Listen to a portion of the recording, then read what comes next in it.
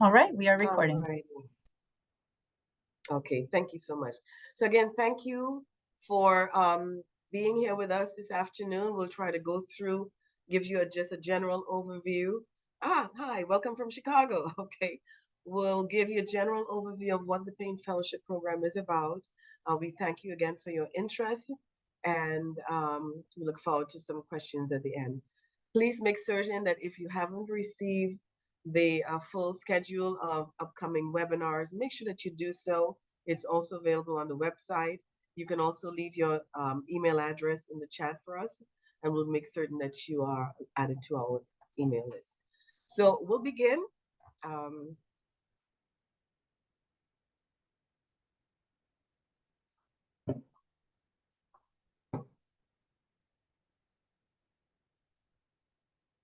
okay, so the Donald Payne International Development Fellowship Program is sponsored by the U.S. Agency for International Development and administered by us here at Howard University. It is an international development fellowship program, and it is a fellowship program that is a unique pathway to the USAID Foreign Service. This fellowship program is unlike the State Department in that it really deals with international development. Many of you may have heard about USAID. Certainly, you've seen USAID on the news, especially recently in Ukraine, where they were providing humanitarian assistance, or maybe in Syria, where they were working with Syrian farmers to avoid a food crisis. So that's some of the work that USAID does. Again, it's development work, and it's different from the State Department. So the history of the program, the Payne Fellowship Program is named in honor of Congressman Donald M. Payne Sr. He was the first African American congressman from the state of New Jersey. He was a true humanitarian at heart. He cared about the young people in his state. He cared about people all across the globe. He would often be recognized for a lot of the work that he's done, whether it's in Africa or certain parts of Europe. He was a true humanitarian at heart. So the fellowship started 11 years ago in 2012, and it began with a very few fellows.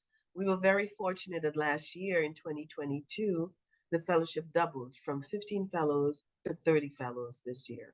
And we have selected so far 119 fellows. So we're still a pretty young fellowship. So, what is the Payne Fellowship Program? Again, it's a cooperative agreement between Howard University and the U.S. Agency for International Development. So, like I said, it's a pathway to the USAID Foreign Service. So, Foreign Service officers really apply their technical skills in designing programs, in managing, in evaluating programs and activities that they perform overseas, whether it's activities that they're working very closely with in communities overseas. They work very closely with the governments from those countries. They also work very closely with international donors. So foreign service officers really have their hands in the meat of any activities.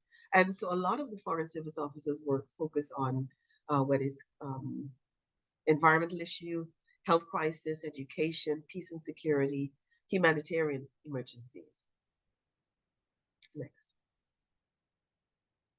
So when we talk about USCID in terms of career paths, it's often referred to as a backstop. That's the lingo that USCID uses. So we always say backstop slash career path. So someone, if you have a passion for agriculture, if you have a passion for the environment, the climate change, if you have a passion for health and population nutrition, education, crisis stabilization and governance, even contracting, if you like dealing with contracts, if you like dealing with finances, or just in general, if as a you want to be, let's say, a program officer where you deal with the bigger picture, you look at how the environment relates to education, relates to health. The program officer career path might be the career path for you. Okay. So these are the various backstops that you would look at. So what does the Payne Fellowship Program provide? It provides funding for up to $104,000 for 2 years of grad school. And this is what it covers. $24,000 goes towards academic studies. So that is help to help pay your tuition. $18,000 in stipend you receive a year. And that is to help you with your rent, with your books. However, you can spend it however you choose. Some people may want to buy a new car, but we hope that you at least spend it on your books and your rent. And then for 2 years, $10,000 up to $10,000 for each summer. The summer before you begin grad school, you'll come to Washington, D.C., and my colleague will explain that a little bit more. But this summer, you'll be in Washington, D.C., and it pays up to $10,000 for your housing, for your transportation, and a stipend. And then the following year, another $24,000 a year. So that's usually split in 2 semesters. So your spring semester, your fall semester, and then again your spring semester and your fall semester. And then another $18,000 a year in stipend, and that's broken up per semester, of course. And then the second year, you'll be overseas at a USAID mission, working alongside Foreign Service officers who are in the backstop that you have decided that you wanted to go into. So that's the financial commitment that the fellowship provides to you as a Payne Fellow coming into the program. Again, let's see, okay, so how do you apply? And what are the things that you need to look out for? Well, you need to be a US citizen. You need to have a GPA, a cumulative grade point average of 3.2 from your undergraduate institution. You're planning to enroll in a 2-year graduate program. It must be full-time. Acceptable majors are international affairs, development work, history, political science, security and business, agriculture, environmental science. And there's a long list of them on the website. Depending on which backstop that you want to go into, there are majors that will be appropriate. And then there are also universities that offer those particular majors. You don't have to come to Howard University. It's not mandatory. Um, you need 2 letters of recommendations. One letter from a former professor or faculty member, and another from a community leader. It could be that you are already a professional and you're working already. You should be able to ask for a professional recommendation. And we'll go through some of the details about that in a little while. Your official letters of transcript. We need those transcripts from all of the colleges and universities that you have attended. You have to submit a personal statement of 600 words or less. And you need to detail the reason why you apply. Why are you interested in the Foreign Service? Why are you making this kind of commitment to USAID as a Foreign Service officer? Why are you passionate about taking the passion that you have, issues that you look at in your community? You want to take this to an international level. Explain to us in 600 words or less why you have this passion. Okay? And then you need to help us show what are your financial need in a statement of 400 words or less. You need to indicate your need for financial assistance to continue graduate school. And you need to include, and you write up your essay, you need to help us understand why you need financial assistance. That's a very important part of this fellowship, of the whole application. The overall and educational related debt that you may have. Your ability to pay for grad school, that having this fellowship will allow you to be able to pay for graduate school. The next slide, let's see. Okay, and here are some tips for preparing a competitive application. You want to review all of the application requirements to ensure that you're eligible and ready to prepare to submit. Explain in statement of interest the motivations for applying. Identify a background, your experiences, your skills. I mean, maybe you have worked in the community before. You want to talk about that. Demonstrate your academic ability. Obtain very strong letters of recommendation. You want letters of recommendation that comes from people who know you.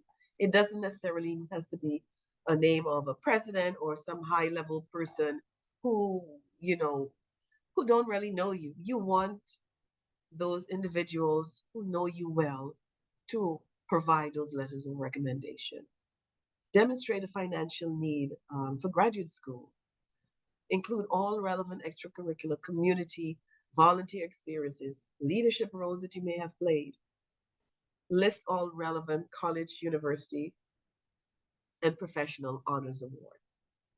Proofread, proofread, proofread. Have somebody read your statements. Have somebody read your 600-word essay. It's always good to do that. Have someone read your financial statement. Is it appealing enough? Have someone read your letters of recommendation if you receive them before it is submitted. You really want to be certain that it speaks to you, that it speaks to your passion and who you are. Okay, I'm going to turn it over to Melina to follow up. Thanks, Erica. So I'll speak a little bit more about the personal statement. Oh, excuse me. The personal statement component and also the financial statement component of the application. So as already discussed, this personal statement is your opportunity to clearly explain your motivation. So it's your why. Why do you want to be a Foreign Service officer, and why USAID specifically? Now, it's a little challenging because you only have 600 words or less. But again, this is your why. And the big question is, why do you want to be a Development Foreign Service officer? And for this, we would encourage you to look at USAID's website, look at the work USAID has done across the world, look at what Foreign Service officers do, what are the responsibilities they do, what are some of the qualities that they have. And to prepare yourself for this question, we ask that you reflect on your achievements and how have they made you successful? How can they contribute to being a successful candidate for a position like this? So you can think about experiences you've had, for example, international studies or international experiences living abroad, working abroad.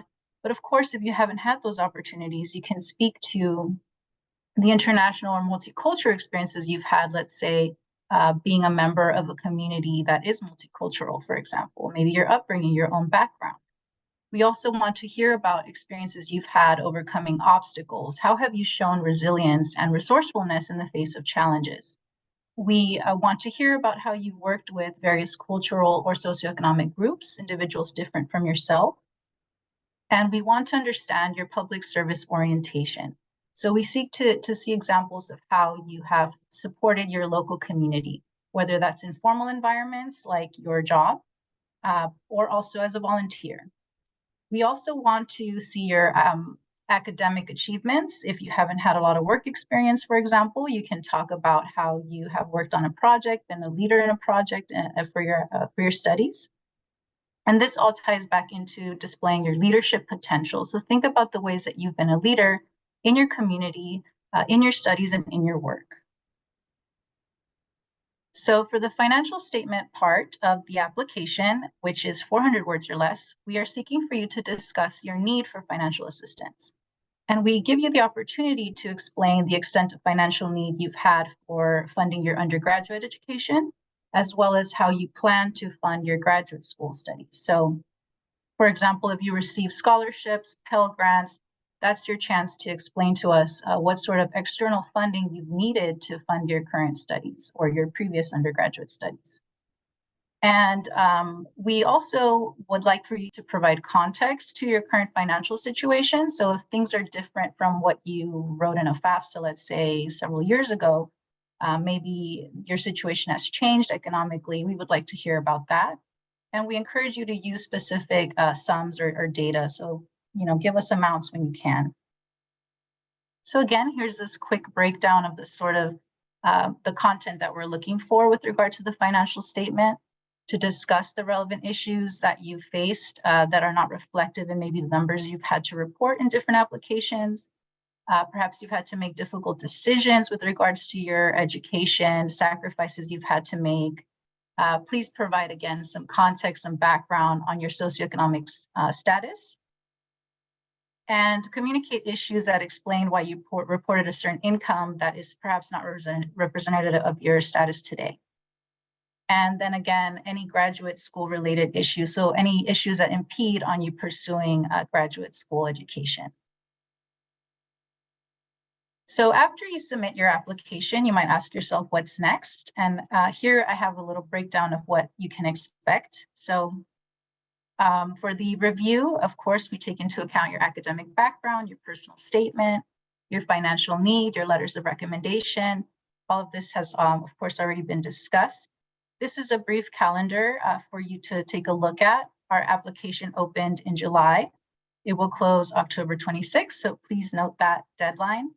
And by December, we will have selected the finalists for review. By January, we will have interviewed and notified and have made our decisions and accepted our 30 fellows for the 2024 cohort. In May, orientation starts and it's hosted at Howard University. So we host our fellows in Washington, D.C. And from there, they begin their 9-week internship in a congressional placement, or as we say, placement, because we want to honor the position of our fellows. And we place them in congressional offices on Capitol Hill. So here's again, just a little timeline for you to visualize. From May to August of next year, you will be in DC. From September to August of the following year, you will begin your first year of grad studies. From June to August of 2025, you will be placed in an overseas internship at a mission abroad. So it's a fantastic opportunity to get that hands-on experience. A lot of our fellows report not wanting to come back from some of those experiences abroad, but of course they must come back and finish their graduate studies. So by June, fellows would be inducted into the U.S. Aid Foreign Service as Foreign Service officers, beginning their 5-year commitment. So this last quote is from one of our previous fellows who's now a Foreign Service officer that really encapsulates the purpose of the Payne Fellowship. The last few lines really speak to this. Foreign audiences appreciate Americans who are willing to acknowledge when we fall short of our principles. Our greatest strength is that we are constantly aspiring to be better. And that's really what the Payne Fellowship is all about, is to better yourself in service of others. And that concludes our presentation, but we very much welcome you to connect with us, and please send us your questions at paynefellows@howard.edu. Thank you.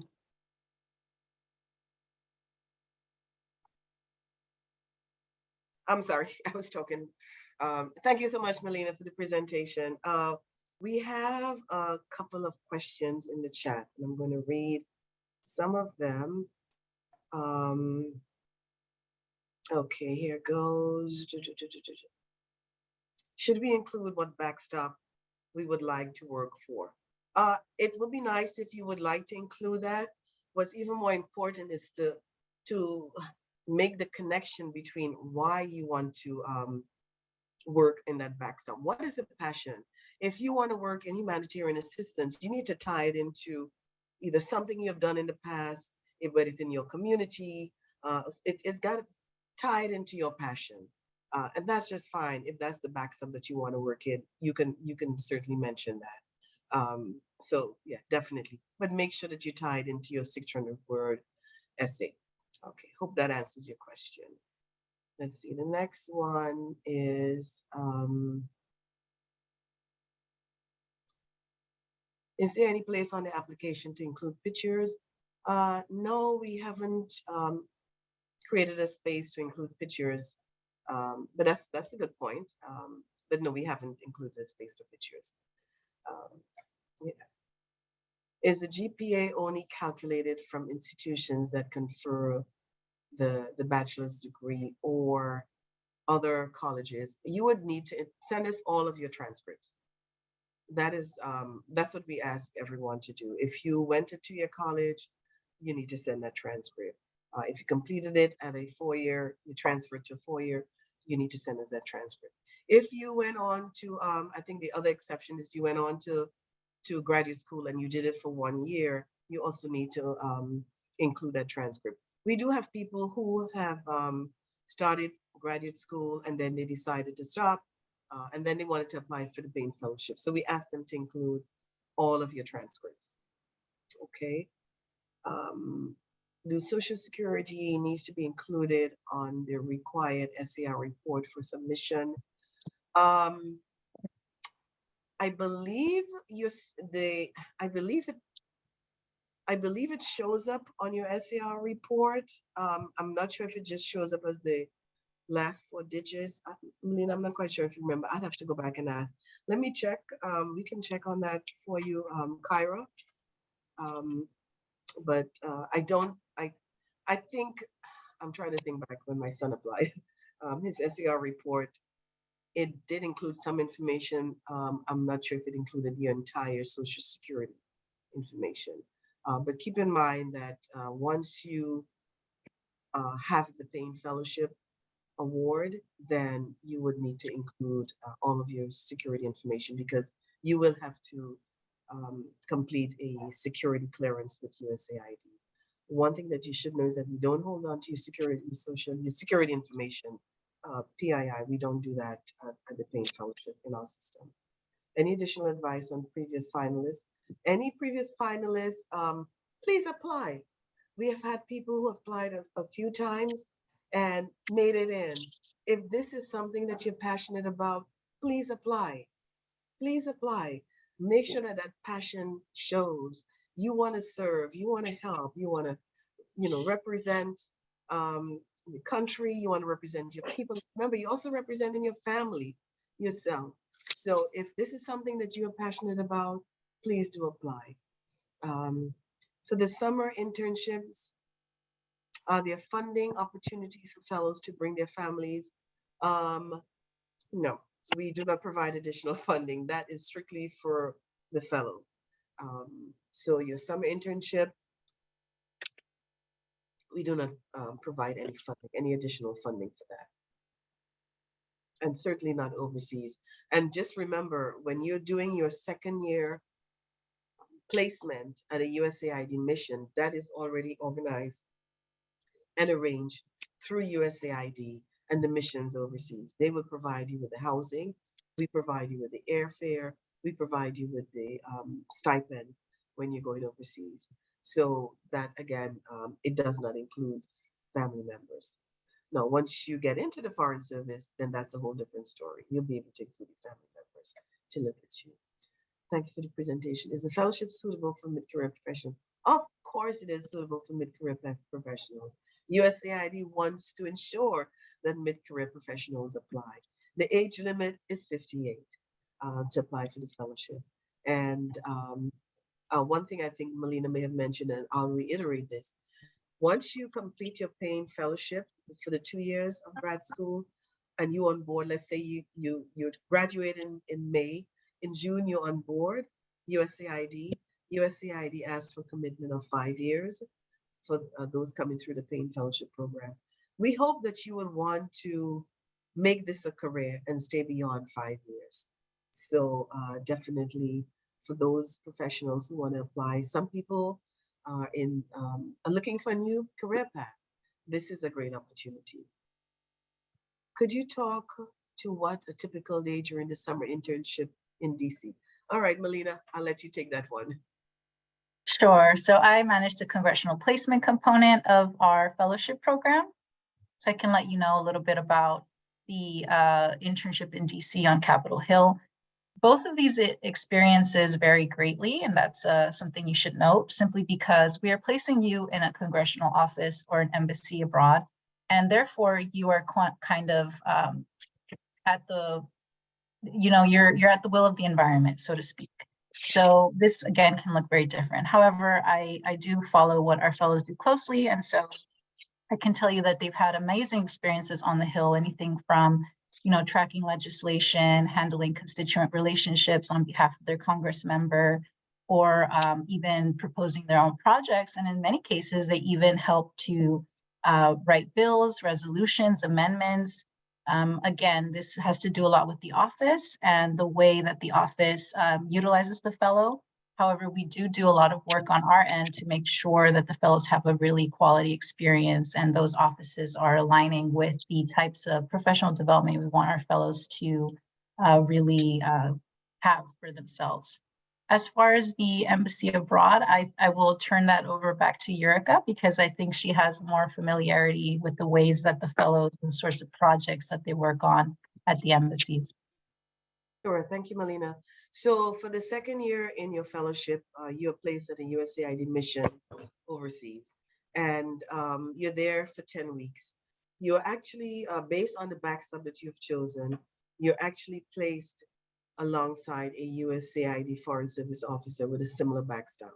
And so you get a chance to see what life as a Foreign Service officer is like on the ground in a country overseas. We've had Foreign Service, we've had Payne Fellows. One this past summer, he went to Turkey, but he was working closely with the USAID mission that was servicing Syria. And he was actually supervised by a former Payne Fellow who was an alumni. His backstop was humanitarian assistance, and they were able to work on food security issues. The supervisor was on, her focus was on agriculture, but together they were working to avoid a food crisis in Syria. We've had other fellows who have worked on. One fellow was placed in a Latin American country. Her area focuses in health and population nutrition. She was able, and another with education. They were able to work on uh, violence, violence against a women's issue. They were able to work on other kinds of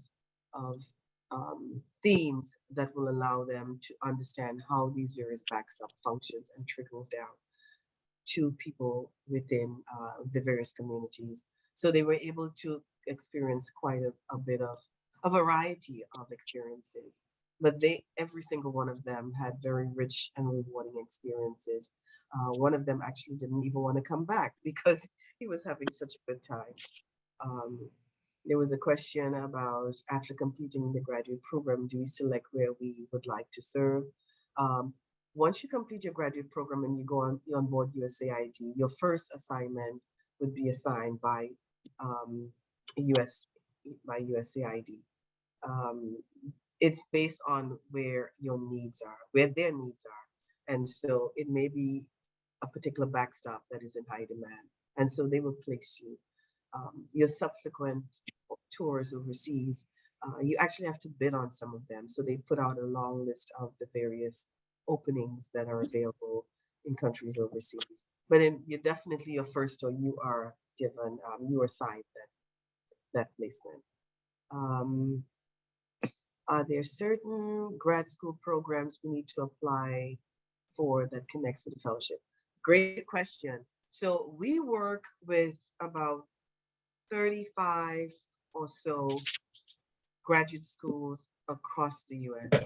These are universities like American University, Georgetown, George Mason, University of Chicago, NYU, Columbia, Princeton, Harvard, Yale, a whole slew of universities.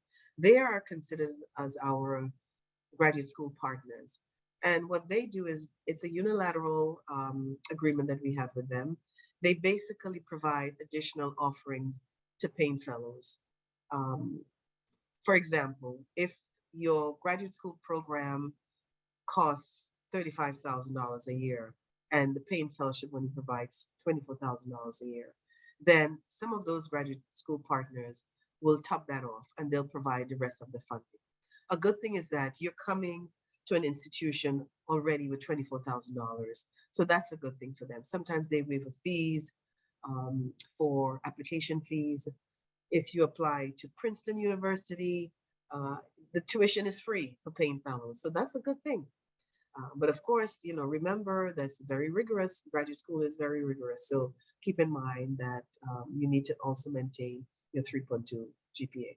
What you will do is you want to look on the website and you'll see the graduate school partners that we have. What usually happens is once we select the finalists in December, we usually send your information, your name and email addresses to all of those graduate school partners. They start reaching out to you because it's a competition. They want you to come to their university. And so when you submit your application, wherever you're going, you want to make sure if it's one of our university partners, you want to let them know that you've applied for the Payne Fellowship. So those finalists who make it to the final rounds, to the finalist rounds, we share that information. And definitely those who make it as a Payne Fellow, the 30 final Payne Fellows, that information is also shared with the graduate school partners. So it's really it's a win-win situation for you. Let's see. What was this question here? Thank you, listeners. Are you certain? Okay, most of our fellows stay within international relations health. What you can do is when you on our website, it will basically tell you the various backstops and what are the acceptable graduate school program that you can apply for. So definitely you want to make sure that you are looking at that information consistently. So there, and then there's some general information that some general graduate school programs that you want to apply for. Like for example, if your passion is in health, then you want to get a master's in public health. So if that's a backstop that you're looking to, then you want to definitely want to get that master's in public health. We have quite a few fellows who are going to Columbia University, and some of them are, you know, health is one of the areas that they are looking at. Social work is very important for them. So they are, Columbia is working with us and with those fellows.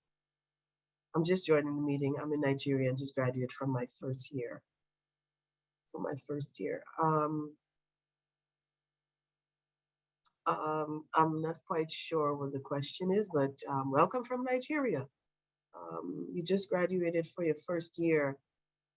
Is that graduate school? I'm not quite sure what the question is. If Mr. Hassan, sorry, Nasiru, if you can rephrase that question. Thank you for the valuable presentation. I am in North Carolina Consortium for the International and Intercultural Education, HBCU. Um, is the PowerPoint accessible? We will save this PowerPoint presentation on the website. And if you can share through the Payne Fellowship email address, William, if you can send us that information, we will be able to arrange something special just for you and your colleagues. So if you could do that, it's the Payne Fellowship at howard.edu, and we will respond to that. Greatly appreciate it. We want to spread the word. It's a great opportunity. Okay, I think Nia responded there. Again, to the Payne Fellows at howard.edu.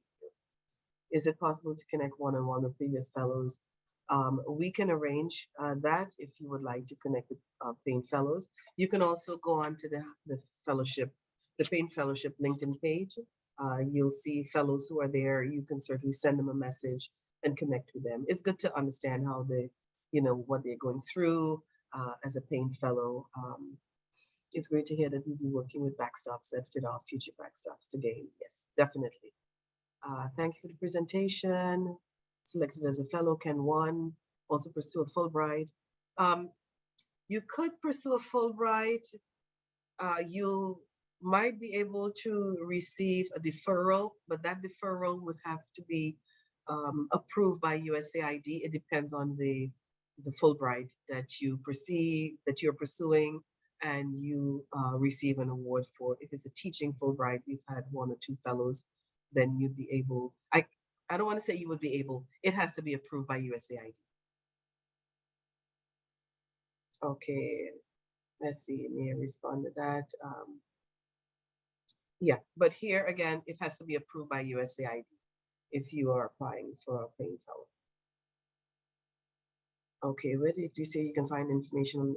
Okay, so you can go, where can you find information? The question here is, where can you find information on the degree?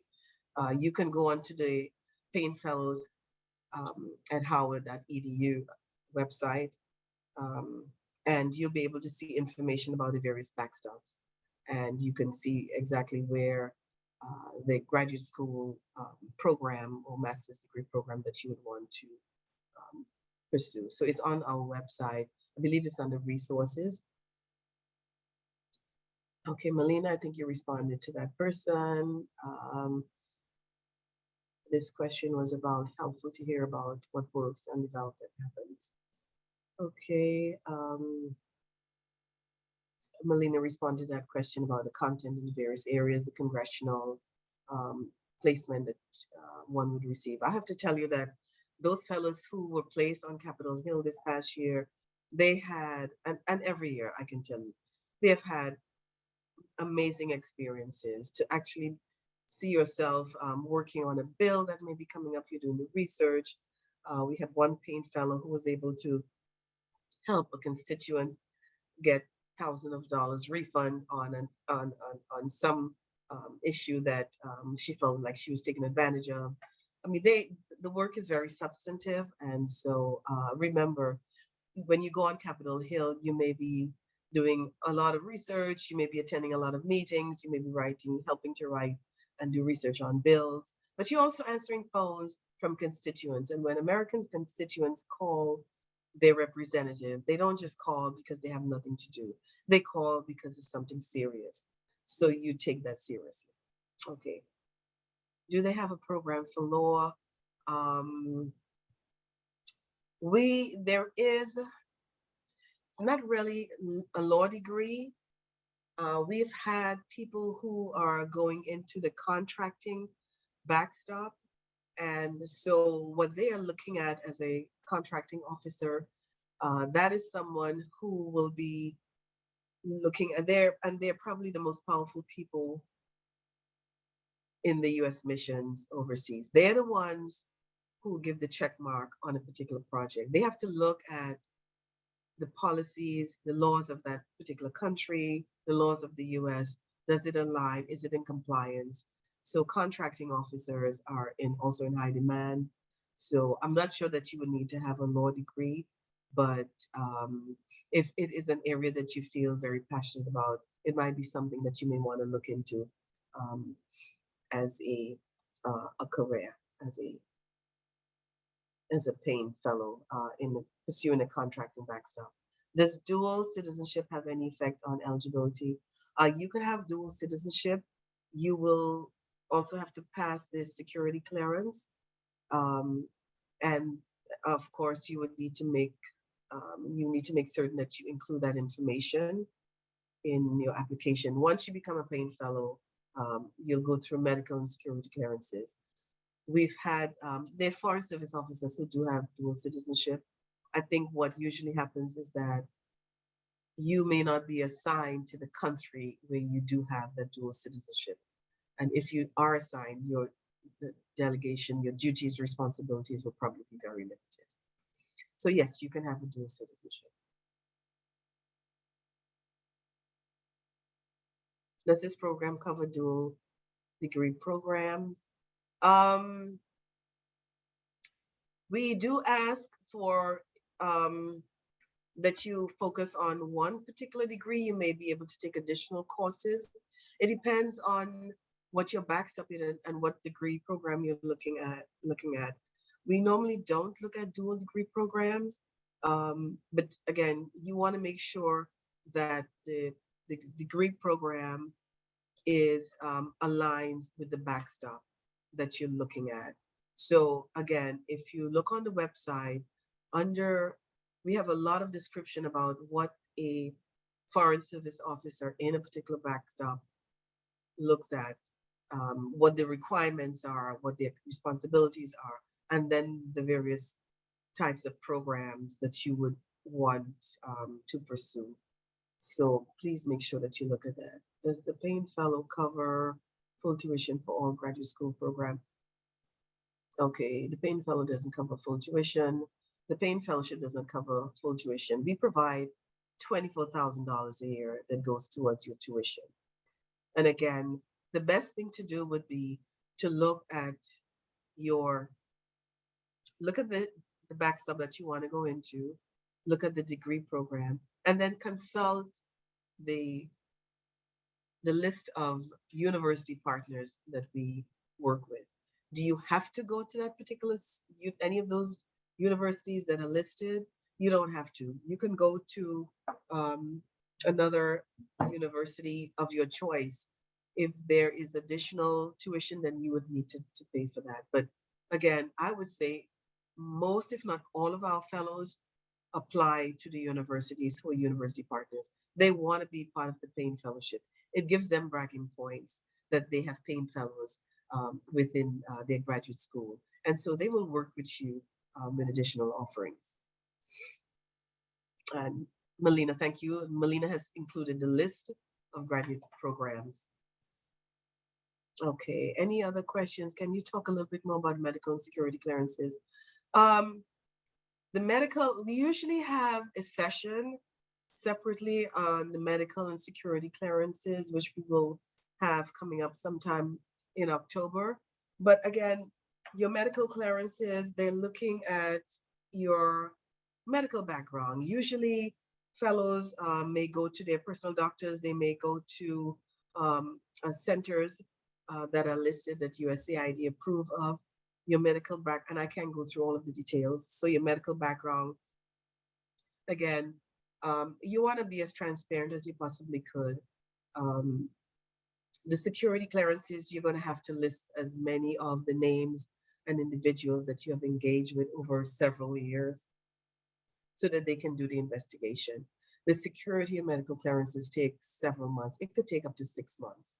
So once you come on board as a Payne Fellow, um, it can start right immediately as you come on board. I think it begins in probably around June, July. So let's say you start your Payne Fellowship, you come into DC, you're going to start having to fill out those applications to your security and medical clearances. I would say some of the things that people ask often is whether or not, well, let's just take the marijuana issue. Remember that it's not a federal law, not a federally mandate that it is legal, right? So it may be legal in one state and not in the other state. Just kind of be mindful of that because this question comes up often. Just kind of be mindful of that. And you want to make sure that you're thinking about that as you're putting through your clearances. How long is the first assignment and is it based on the discretion? Yeah, your first assignment is based on the discretion of USAID. It can range from up until 2 years. And again, it's based on needs, right? If you're in a backstop, and again, if that backstop is in demand in some countries, that's where you want to go. And you want to take advantage of that. You want to go places where it is in a demand. Your backstop is in demand because you begin to learn a lot more. Remember, you're going to be part of the design team. You're designing programs, you're monitoring programs, you're evaluating those programs, you're working with communities in those countries, you're working with international donors, and it could be US donors who are supporting some of these programs. You are the one who will determine who will get, um, of course, it has to go through procurement process, but you will determine who works on these projects. You're working with the governments from those countries as well. So it is very intense, it's very comprehensive, it's a lot of work, but it's a lot of good work. It's the kind of experience that you would gain that you would not gain anywhere else, honestly. Is it recommended to mention your undergraduate thesis research in your personal statement? If it's going to help your case, I would say yes, mention it. If it helps to tell your story, again, you're telling your story to the selection panelists. You want them to know why you're passionate. You want them to know what makes you stand out, what makes you feel that you should be a Payne Fellow. And if it is referencing something in your undergraduate, your thesis, please do. Don't take anything for granted. But again, remember, ask someone to read it over before you submit it. Okay, if there is an internet in is there interest in one backstop, but there is no direct prior experience? Okay, should we still apply? Response was yes, and yes, you should still apply. What is the main difference between this fellowship and other US fellowships? Does it vary in backstop?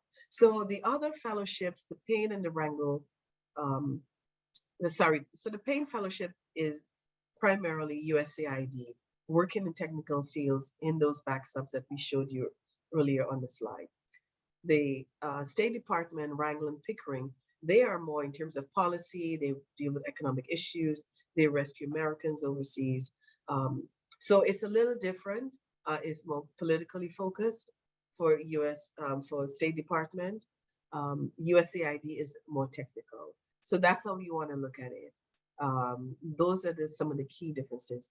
But remember, when you're overseas at a USAID embassy, you're going to be working together. Many of our ambassadors who have had the opportunity to present to Payne Fellows, they usually say USAID comes with the money. So you're coming with the money for programs and activities overseas. And so often State Department would have to come to you um, to ask you to support their programs. Okay, if I had a background in a project management, which backstop would align better? Um, Perhaps consider program officer. Um, I think that that would probably be a good backstop because you're looking again at the program officers. They're the ones who look at pretty much the higher level, the bigger picture. They look at how these various backstop connect on a particular issue. So if you like looking at the bigger picture on these various kinds of activities, then maybe consider program officer position, and that's also in demand at USAID. So go onto the website and look at what a program officer position as a foreign service officer entails. Um, when the application asks about languages, if my speaking ability for a specific dialect rather than the whole language, is that certain way to mention this? You can, if you want to include it. I don't think we have additional space. It either allows you to check mark the various languages. If you want to include it in your statement, that's fine to do that. But you're going to have to decide how much you want to focus on it. If it helps make your statement, if it helps to show that you do have this additional background. I just also want to be clear that you do not have to have a study abroad program. You may not have traveled abroad. That's not a qualifier for this. It helps, but it's not the qualifying factor for your fellowship. You want to show that you have done some work in your community. Yes, if you have done some work with cultural groups, you want to show that, but you want to show that this passion is something that you're bringing and you want to serve. Why you want to serve. That's the thing that you want to focus on. And you can bring in and you can tell that story in different ways. If I have a grant management experience that lend itself to any specific grant management, oh, definitely you want to think of contracting. And contracting backstop is another backstop that is in high demand. We had for the first time this past cohort one Payne Fellow who is going on to become a contracting officer and another one executive officer. And that's another one that you may want to consider as well if you did grant management and also project management. Those are backstops that are in high demand. So I would say definitely, apply and think about that. Go ahead again and to get some more additional information about those backstops, then look at what we have shared with you on the website. But those are very good in-demand backstop. What is the most common backstop for fellows? Oh, that's a good question. The most common, we see a lot of fellows are going into crisis stabilization and governance, humanitarian assistance. I mean, it's sprinkled across the board. It really has. But it seems as though a lot are looking at crisis stabilization and governance, conflict resolution that falls within that backstop.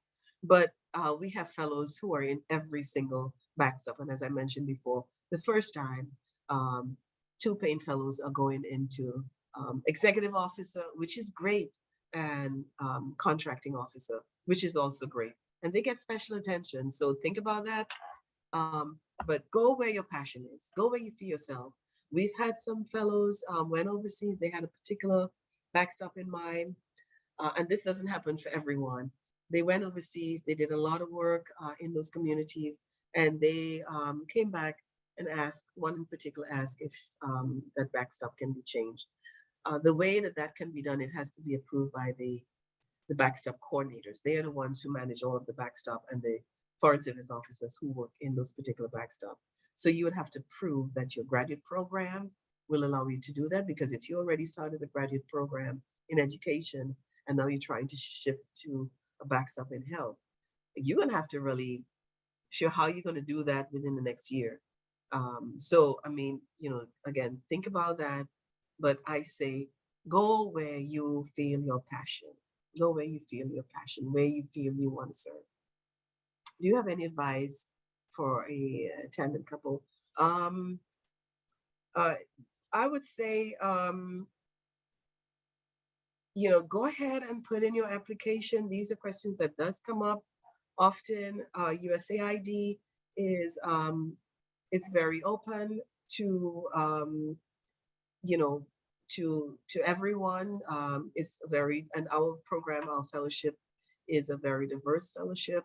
We are looking at people from across the world, those who are in financial need, women, um, people who live within the LGBTQ, people who have been historically underrepresented in the USAID Foreign Service. So it's all of those individuals are included, and we certainly welcome applications.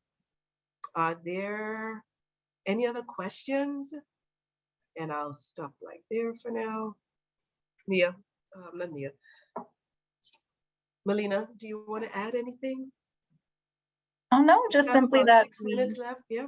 yeah, just simply that we're really grateful to you all to be here with us today, and we really look forward to your applications. Again, please reach out with any of your questions to the email address we provided.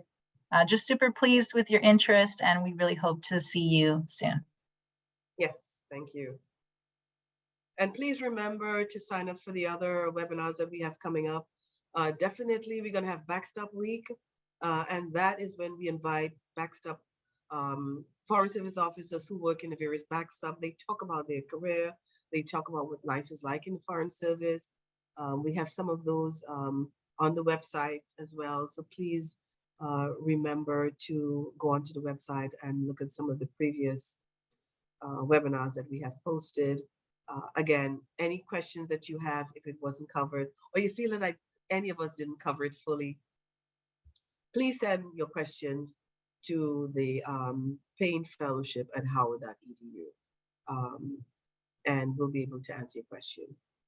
Okay. We want to thank you again. We look forward. We welcome your application. We look forward to seeing you in other webinars. We want you to become a part of the Payne Fellowship family. We wish all of you all the best, and good luck.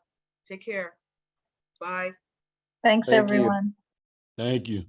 You're welcome. Bye-bye.